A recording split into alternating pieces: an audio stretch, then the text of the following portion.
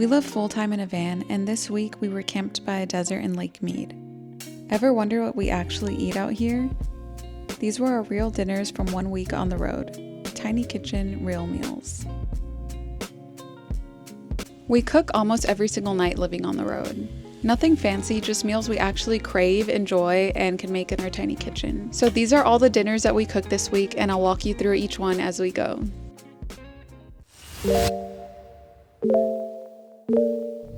So for dinner tonight, we're making this sticky honey garlic salmon rice bowl that I found on Pinterest. Look how delicious that looks. It has the salmon, rice, cucumber. I'm gonna put some avocado, and it's just like a really simple, healthy, delicious meal. I haven't made this recipe yet. I found it on Pinterest, so let's get into it. I started by lightly roasting dry rice in sesame oil to bring out a nice nutty flavor. After about a minute or so, I added water and cooked it like normal. Next, I started on the sauce. 3 tablespoons soy sauce, 2 tablespoons honey, 1 tablespoon sesame oil, a 1/4 teaspoon ginger powder, 1 teaspoon sriracha, some salt, and 6 teaspoons of Lazy Girl garlic. I mixed that together and set it to the side. Then I heated up our cast iron skillet and prepped the salmon. I patted the fillets dry and seasoned them with garlic powder, paprika, salt, and pepper. The sweet spot for me is about 3 to 4 minutes per side, starting with the skin side down for the perfect sear.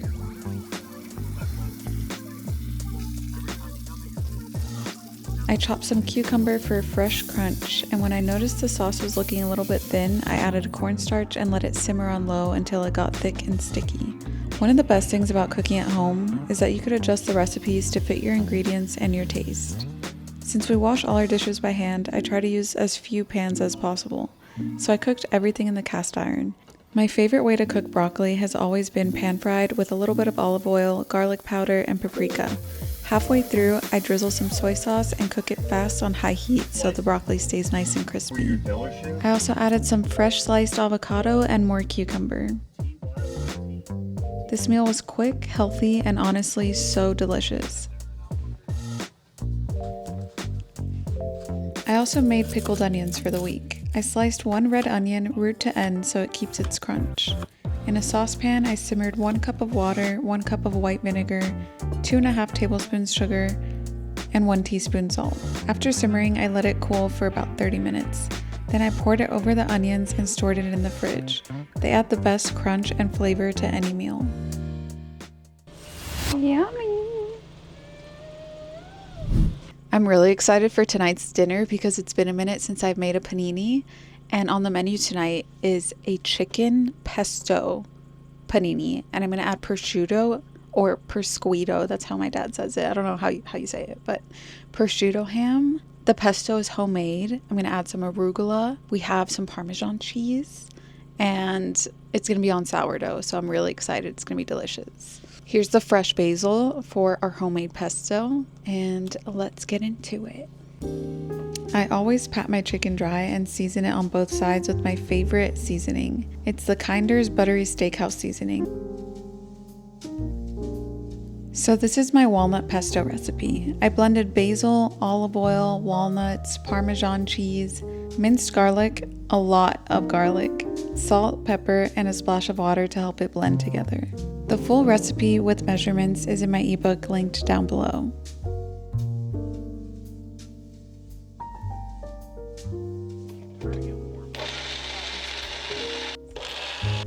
I pan-fried the chicken over medium heat with olive oil, covered it for about 4 to 5 minutes each side. The secret to juicy chicken is adding a little bit of butter halfway through. So having a tiny kitchen, we obviously don't have like a panini press. So I'm gonna use the cast iron skillet and just press the panini with the skillet, and it'll put some weight on it, and it works just as good as a panini press. It comes out so good every time. I also like to check that it's fully cooked with a thermometer, reaching about 160 degrees Fahrenheit. Then I spread the pesto on sourdough, added the chicken, prosciutto, and mozzarella on each side.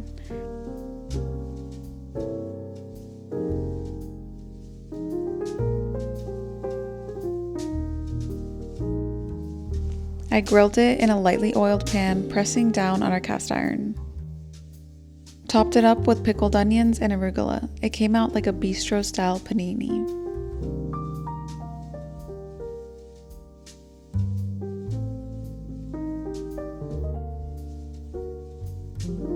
Guys, look how delicious this panini turned out. Let's take a bite.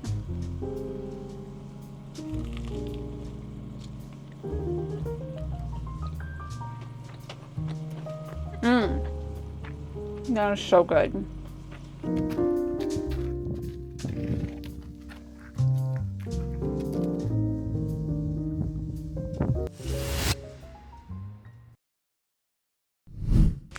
Today is a new day, and on the menu tonight is going to be a chicken gyro bowl. So we're keeping it healthy. We're toasting rice in some sesame oil and then boiling that. It's really windy outside. Sorry for the background noise. And we're making a homemade tzatziki with Greek yogurt, feta cheese, and lemon juice. Keeping it really simple, and we're going to season the chicken and just pan fry it with some olive oil. And for the toppings, we're doing cucumber, some homemade pickled red onion that I made the other night, a little bit of arugula, and probably a side of broccoli that we have to finish. Tzatziki sauce is so easy to make at home. I started with plain Greek yogurt and then added some lemon juice, olive oil, feta cheese, garlic powder, salt, and pepper, and just blend it until it's smooth. If you want it a little bit runnier, just add water according to your taste.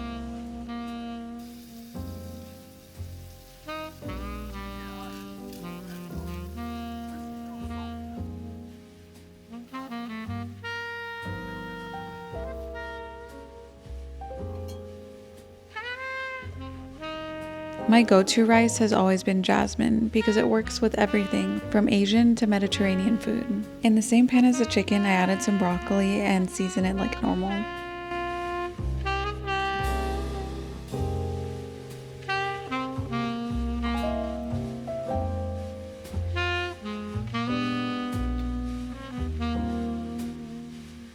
Jordan's a pickier eater than me, so my bowl usually has a lot more toppings. I added arugula with garlic-infused olive oil and balsamic vinaigrette, and my pickled onions.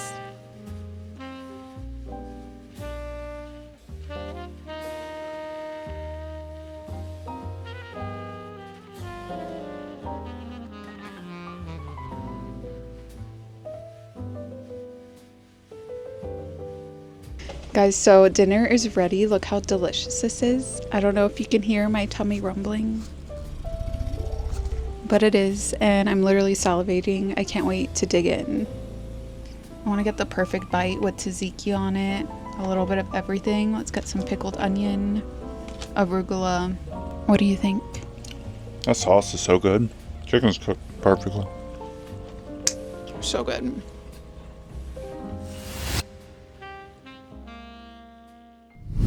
Alright guys, tonight is Thursday and we're going to be making a new recipe that I've never made before. We're making penne alla vodka. So this is our protein penne for extra protein. And then over here I took the label off, but it's not water. Use your imagination. I don't know what I can say on YouTube. And then we have our grape tomatoes. I like making a creamy base out of low-fat cream cheese, a little bit of heavy whipping cream, and usually my strength is in pastas and pasta sauces from scratch, so I don't really have an exact recipe. I'm just gonna whip it up and hope it comes out good. Let's cross our fingers. For pasta night, I cooked the chicken first so that all of the flavor stays in the pan.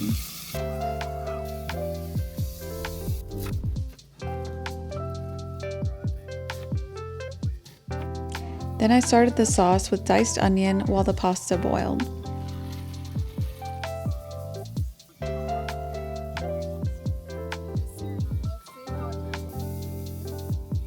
I added cherry tomatoes, a ton of garlic, and if you know me, you know I love garlic. We like to keep the vampires away in this pan. Next I added about half a block of low-fat cream cheese and vodka. Once the tomatoes have softened, I mash them with a fork and add my seasonings.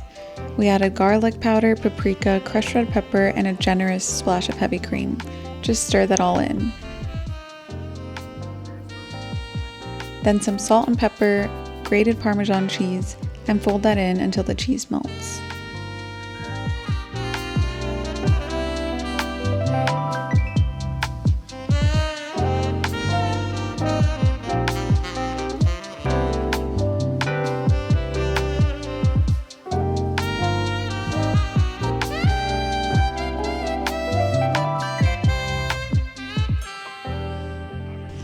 All right, dinner is ready. I did taste it while I was cooking it and it tasted amazing. So now let's get a full bite and see if this is any good. I haven't tried it yet, but it definitely smells delicious. Guys, I don't know how she does it, but she's kind of a wizard with the pastas. They always hit. Wow. High five. Good job, babe. It's extremely good. I think this might actually be the best pasta I've made in a long time. We'll see you tomorrow for our tuna bake.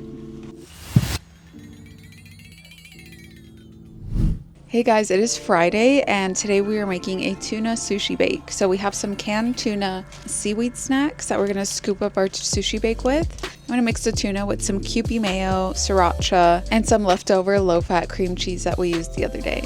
We're just going to do it over a base of jasmine rice, add some cucumber and carrots on top. Really simple, really easy, but it's always delicious. So I roasted my rice in sesame oil again and cooked it like normal. Then I set it to the side and we'll add our sushi rice toppings later.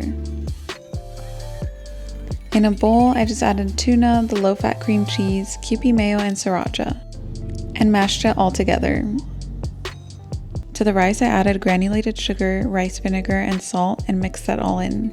Then I transferred it to the cast iron and smoothed it all out to make the bottom layer.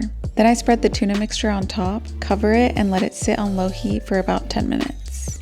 We do have an oven, but for something simple like this, I prefer just using a pan instead of emptying the oven, which also doubles as our storage and uses more propane. I topped it off with more Kewpie mayo, sriracha, sesame seeds, and cucumber slices. And it's that easy. Always good. But also hot. Hello. It's hot. It is really good though. Alright guys, if you made it this far, make sure you hit that like button. Also, leave a comment. Let us know which dish was your favorite. And hopefully see you in the next one, alright? Bye. Catch y'all later. Arigato. Bye.